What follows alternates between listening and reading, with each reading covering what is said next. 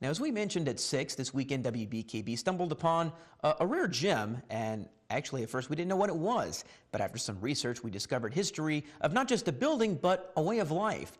Tonight, we once again turn back the pages of history and go back to school in the early 20th century. On Indian Reserve Road outside of town lies a building that has been standing for almost a century. The Bunker one-room schoolhouse that opened its doors in 1914. The property sits abandoned, but resident Jim Rio remembers his school days at Bunker School all too well. At the time that I started there, and I had to walk to school. I had to walk 3 miles to school, even at 5 years old, but there was 9 in my family, so I didn't walk alone.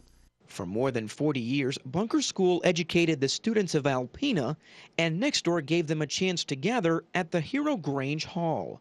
It was probably built somewhere around roughly about the same time the school was, probably about the early 1900s. While the church has fared better than the school, Minister Arthur Fournier agrees the question remains as to what should happen to the structure. It needs to be something done with it because the building is condemned in its present condition from what I understand.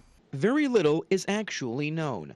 According to records at Alpena Public Schools, records were not kept in the business office until the year Bunker School was open, but the memories are still there. The one, when you first went in, the one on the left was the lower kids, and the one on the right was the upper class. We had the same teachers for, oh man, I don't know how long. I must have had the same teachers till I was in the 6th grade.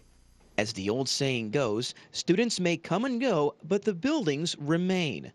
And with consolidation of Alpena schools in the 1950s, many had to say goodbye to the school they grew to know and love. I'm not sure, really, but I'm pretty sure it was 55.